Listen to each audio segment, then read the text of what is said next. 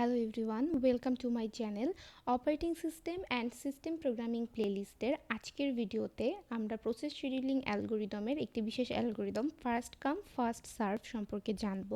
Process scheduling algorithm বুঝতে হলে যে বিষয়গুলি সম্পর্কে জানতে হবে তা আমি গত লেকচারে আলোচনা করেছি।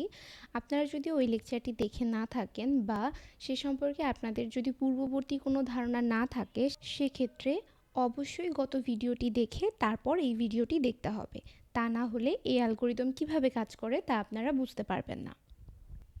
তাহলে আসুন এবার দেখা যাক ফার্স্ট কাম ফার্স্ট সার্ভ এই অ্যালগোরিদমটি কিভাবে কাজ করে। ফার্স্ট কাম ফার্স্ট সার্ভ এই ওয়ার্ডটি শুনে আমরা বুঝতে পারছি যে যে আগে আসবে সে আগে সার্ভিস পাবে, রাইট? তাহলে সেক্ষেত্রে আমরা বলতে পারি যে প্রসেসটা সবার আগে আসবে সে আগে এক্সিকিউট হবে, সে চলে যাবে, তারপর যে আবার আসবে সে তারপর আবার এক্সিকিউট হবে, দেন সে আবার চলে যাবে। এইভাবে কাজ করবে ব্যাপারগুলো। এখন আমাদের একটি গ্যান্ট চার্ট তৈরি করতে হবে। কোশ্চেনে কতগুলো প্রসেস আছে এবং অ্যারাইভাল টাইম এবং বার্স্ট টাইম দেয়া আছে। অ্যারাইভাল টাইম বলতে কি বুঝিয়েছিলাম? অ্যারাইভাল টাইম হচ্ছে ঠিক যে সময়ে প্রসেসগুলো এসে থাকে সিপিইউতে, সেটা হচ্ছে অ্যারাইভাল টাইম। এবং বার্স্ট টাইম বলতে কি বুঝিয়েছিলাম? বার্স্ট টাইম বলতে একটা প্রসেসকে টোটালি এক্সিকিউট করতে সিপিইউকে কতটুকু সময় দিতে হবে সেটা হচ্ছে বার্স্ট টাইম।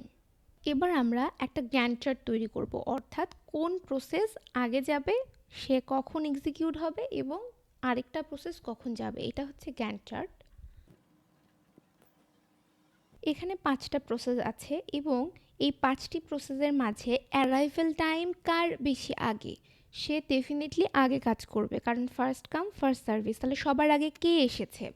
অ্যারাইভাল টাইম যার 0 অর্থাৎ P3 সবার আগে এসেছে, তার মানে P3 এন্টার করেছে 0 সেকেন্ডে এবং P3 এর বার্স্ট টাইম মিনিমাম 3 সেকেন্ড। যেহেতু এটা ফার্স্ট কাম ফার্স্ট সার্ভ, তার মানে P3 আসবে, P3 টোটালি এক্সিকিউট হবে, তারপর অন্য কোনো প্রসেস এক্সিকিউট হতে পারবে। তাহলে P3 এর জন্য বার্স্ট টাইম 3 সেকেন্ড, তাহলে 0 থেকে 3 সেকেন্ড পর্যন্ত P3 আগে এক্সিকিউট হবে। এবার 0 থেকে 3 সেকেন্ডের মাঝে আর কোনো প্রসেস কি এসেছে? আর যে 4টা প্রসেস বাকি আছে সেখান থেকে যদি আমরা দেখি তাহলে কোনো প্রসেসই 0 থেকে 3 সেকেন্ডের মাঝে আসেনি। তার মানে এরপরে কোন প্রসেসটা এসেছে? 4 সেকেন্ডে P1 এসেছে। তাহলে 3 থেকে 4 সেকেন্ড পর্যন্ত আমাদের সিপিইউ আইডল ছিল, অর্থাৎ সিপিইউ কোনো ধরনের কোনো প্রসেস এক্সিকিউট করেনি। এবার 4 সেকেন্ডে যখন P1 চলে এসেছে তাহলে ফার্স্ট কাম ফার্স্ট সার্ভ এই অ্যালগোরিদম অনুযায়ী P1 এক্সিকিউট করবে। কত সেকেন্ড এক্সিকিউট করবে? বার্স্ট টাইম 5, তার মানে সে 5 সেকেন্ড এক্সিকিউট করবে। তাহলে P1 4 সেকেন্ডে যখন আসলো এবং 5 সেকেন্ড সে এক্সিকিউট করছে, তাহলে এই দুটো প্রসেস কমপ্লিট করতে কত সেকেন্ড লাগলো টোটাল? Definitely 9 second. 9 সেকেন্ড কীভাবে? যখন P1 এসেছে 4 সেকেন্ডে, সেখান থেকে P1 আরও 5 সেকেন্ড এক্সিকিউট করেছে, তাহলে 4 সেকেন্ড থেকে যখন আরও 5 সেকেন্ড এক্সিকিউট করলো সেখান থেকে তাহলে এক্সিকিউশন শেষে সে এখন 9 সেকেন্ড আছে। তাহলে এবার 4 থেকে 9 সেকেন্ড এদের মাঝখানে আর কোনো প্রসেস কি অ্যারাইভাল হয়েছে? ডেফিনেটলি হয়েছে। একটা হচ্ছে P2, আরেকটা P4, আরেকটা হচ্ছে P5। এদের প্রত্যেকের অ্যারাইভাল টাইম 6, 6 অ্যান্ড 5। তার মানে এরা 4 থেকে 9 সেকেন্ডের মাঝখানে অ্যারাইভ করেছে। তাহলে P1 এর যেহেতু অ্যারাইভাল টাইম 6, P4 এর অ্যারাইভাল টাইমও 6 আর P5 এর অ্যারাইভাল টাইম হচ্ছে 5। তাহলে এখন কে এক্সিকিউট হবে? যার অ্যারাইভাল টাইম কম, অর্থাৎ যে আগে এসেছে, first come first serve. P5 সবার আগে এসেছে, তার মানে P5 এখন এক্সিকিউট হবে। তাহলে আমরা P5কে নিচ্ছি এবং P5 কতক্ষণ এক্সিকিউট হবে? তার বার্স্ট টাইম হচ্ছে 4, তাহলে সে আরও 4 সেকেন্ড এক্সিকিউট হবে। তাহলে 9-এর সাথে যদি আমরা 4 যোগ করি তাহলে আমরা পাচ্ছি 13। তার মানে 13 সেকেন্ডে গিয়ে P5 এর এক্সিকিউশন কমপ্লিট হয়েছে। এবার দেখার বিষয় 13 সেকেন্ডে অর্থাৎ 9 থেকে 13 সেকেন্ডে আর কোনো প্রসেস কি এসেছে? আর কোনো প্রসেস আসেনি। যদি আরও কিছু এক্সট্রা প্রসেস থাকতো তাহলে সেগুলো আমাদের চেক করতে হতো যে 9 থেকে 13 সেকেন্ডের মাঝে আর কোনো প্রসেস এসেছে কিনা। যেহেতু আমাদের সবগুলো প্রসেস অলরেডি চলে এসেছে, আর কোনো প্রসেস বাকি নেই, তাহলে আমাদের আর কিছুই চেক করার প্রয়োজন নেই। আমরা শুধুমাত্র P2 অ্যান্ড P4 নিয়ে কাজ করব।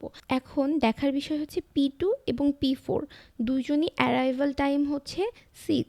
তাহলে কে আগে এক্সিকিউট করবে? যে আগে এসেছে সে হচ্ছে এক্সিকিউট করবে, অর্থাৎ P2 এবং P4 এর মাঝে P2 আগে আছে। তাহলে আমরা এখন P2কে এক্সিকিউট করব। তাহলে P2 যাচ্ছে এবং P2 এর বার্স্ট টাইম কত? P2 এর বার্স্ট টাইম হচ্ছে 4। তাহলে 13 এর সাথে আমরা যদি আরও 4 সেকেন্ড অ্যাড করি তাহলে এটা হয়ে যাচ্ছে 17। এবার এক্সিকিউট হবে P4। তাহলে আমরা লিখছি P4 এবং P4 এর বার্স্ট টাইম কত? 2। তাহলে 17 এর সাথে আমরা যদি আরও 2 অ্যাড করি তাহলে হচ্ছে 19। তাহলে আমাদের গ্যান্ট চার্ট রেডি এবং আমাদের পুরো প্রসেস কে আগে আসছে, কে কতক্ষণ এক্সিকিউট করলো এবং কে সবার লাস্টে আসলো এবং টোটাল কত সময় লাগলো, আমরা এই গ্যান্ট চার্টের মাধ্যমে সেটা পেয়ে গিয়েছি। একটু আগে যে আমরা গ্যান্ট চার্টটি করলাম সেটা আমি এখানে লিখে নিয়েছি। এবার আমরা গ্যান্ট চার্টটি দেখে দেখে এর কমপ্লিশন টাইম লিখব, টার্ন অ্যারাউন্ড টাইম লিখব এবং ওয়েটিং টাইম লিখব। কমপ্লিশন টাইম বলতে আমি কি বুঝেছিলাম? যে কোনো একটা প্রসেস কত সেকেন্ডে গিয়ে কমপ্লিট হচ্ছে, এটা হচ্ছে completion time. Turn around time বলতে completion time minus arrival time, এটা হচ্ছে টার্ন অ্যারাউন্ড টাইম বের করার সূত্র বা রুলস, যেটা আমাদের মনে রাখতে হবে। এবং ওয়েটিং টাইমের রুলস হচ্ছে turn around time minus burst time. Okay, তাহলে আমরা এবার গ্যান্ট চার্ট দেখে এর কমপ্লিশন টাইমগুলো আগে লিখে ফেলবো। আমরা এখানে দেখতে পাচ্ছি এটা হচ্ছে P1 এবং P1 কখন কমপ্লিট হয়েছে? P1 কমপ্লিট হয়েছে 9 সেকেন্ডে গিয়ে। তার মানে আমাদের এক্ষেত্রে কমপ্লিশন টাইম হলো 9, অর্থাৎ P1 এর কমপ্লিশন টাইম 9। তাহলে এই কমপ্লিশন টাইমের জায়গায় আমরা লিখব 9। এবার P2 এর কমপ্লিশন টাইম কত? P2 কখন কমপ্লিট হয়েছে?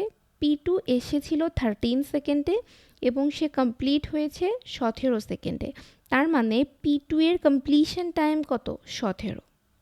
ঠিক সেমভাবে P3 এর কমপ্লিশন টাইম দেখব। P3 এসেছিল 0 সেকেন্ডে এবং সে কমপ্লিট হয়েছে 3 সেকেন্ডে। তাহলে আমরা এখানে লিখব 3। এবার P4 এর কমপ্লিশন টাইম দেখব। P4 এর কমপ্লিশন টাইম 19 সেকেন্ডে। সে এসেছিল 17 সেকেন্ডে, সে কাজ করা শুরু করেছিল এবং টোটালি এক্সিকিউট করেছে 19তম সেকেন্ডে গিয়ে। তাহলে আমরা P4 এর জায়গায় লিখব 19 এবং P5 এর ক্ষেত্রে আমরা দেখতে পাচ্ছি সে 13 সেকেন্ডে গিয়ে টোটালি এক্সিকিউশন কমপ্লিট করেছে। তাহলে P5 এর ক্ষেত্রে আমরা কমপ্লিশন টাইম লিখব 13। তাহলে এই গ্যান্ট চার্টটি দেখে আমি এখন এই জায়গায় কমপ্লিশন টাইমটা লিখে ফেলবো। এবার আমরা টার্ন অ্যারাউন্ড টাইম লিখব প্রত্যেকটা প্রসেসের জন্য। টার্ন অ্যারাউন্ড টাইমের রুলসটা কি ছিল? Completion time minus arrival time. সেক্ষেত্রে আমি এখানে আমার প্রত্যেকটা প্রসেসের কমপ্লিশন টাইম পেয়ে গিয়েছি। তাহলে কমপ্লিশন টাইম থেকে কোশ্চেনে দেয়া এই অ্যারাইভাল টাইম যদি আমি মাইনাস করি তাহলে আমি সেখানে টার্ন অ্যারাউন্ড টাইমটা পেয়ে যাব। তাহলে P1 এর জন্য আমার টার্ন অ্যারাউন্ড টাইম কত হবে? 9 মাইনাস 4। তাহলে 9 মাইনাস 4 ইজ ইকুয়াল টু 5। তাহলে আমার P1 এর টার্ন অ্যারাউন্ড টাইম 5। ঠিক সিমিলারলি 17 থেকে আমরা যদি 6 বাদ দেই, অর্থাৎ completion time minus arrival time, সেক্ষেত্রে আমরা P2 এর টার্ন অ্যারাউন্ড টাইম পেয়ে যাব 11। এবং P3 এর ক্ষেত্রে কমপ্লিশন টাইম 3 থেকে যদি এর অ্যারাইভাল টাইম 0 আমরা মাইনাস করি সেক্ষেত্রে আমরা টার্ন অ্যারাউন্ড টাইম পেয়ে যাব 3। এবং 19 থেকে 6 মাইনাস করলে আমরা পেয়ে যাব 13 এবং 13 থেকে 5 মাইনাস করলে আমরা পেয়ে যাব 8। এভাবে কমপ্লিশন টাইম থেকে অ্যারাইভাল টাইম মাইনাস করে প্রত্যেকটা প্রসেসের টার্ন অ্যারাউন্ড টাইম আমি এখন এই জায়গায় লিখে ফেলবো।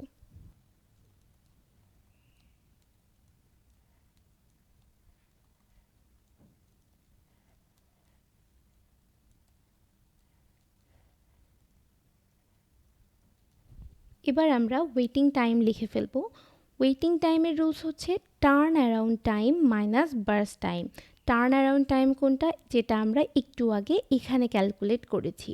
তাহলে আমাদের প্রত্যেকটা প্রসেসের টার্ন অ্যারাউন্ড টাইম আমরা এখানে পেয়ে গিয়েছি। প্রথম প্রসেসের জন্য 5, সেকেন্ড প্রসেসের জন্য 11, এরপর 3, 13, 8। তাহলে এবার আমরা এই টার্ন অ্যারাউন্ড টাইম থেকে যদি এই বার্স্ট টাইম মাইনাস করি প্রত্যেকটা প্রসেসের, তাহলে আমরা ওয়েটিং টাইম পেয়ে যাব। তাহলে ওয়েটিং টাইম করার জন্য আমরা এখানে করতে পারি 5 মাইনাস এটার বার্স্ট টাইম 5, তাহলে 5 মাইনাস 5 ইজ ইকুয়াল টু 0। তাহলে P1 এর ওয়েটিং টাইম 0। এরপর আসছে 11, P2 এর টার্ন অ্যারাউন্ড টাইম 11 এবং সেখান থেকে বার্স্ট টাইম 4 যদি আমরা মাইনাস করি তাহলে আমরা পেয়ে যাব 7। সিমিলারলি প্রত্যেকটা প্রসেসের ওয়েটিং টাইম আমরা এভাবেই ক্যালকুলেট করব এবং আমি ক্যালকুলেশন করে এখন এখানে এটা লিখে ফেলছি।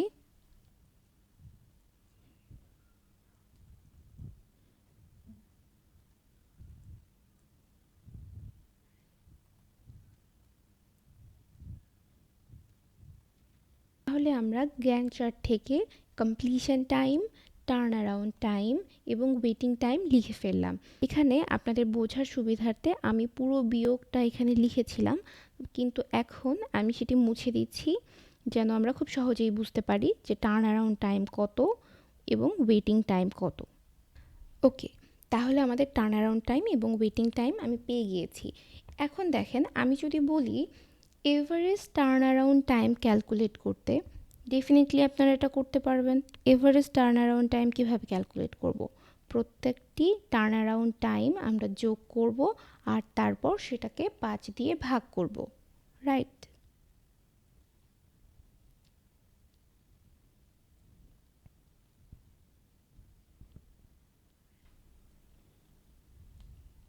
ওকে, তাহলে আমরা টার্ন অ্যারাউন্ড টাইমের এভারেজ এবং ওয়েটিং টাইমের এভারেজ পেয়ে গেলাম।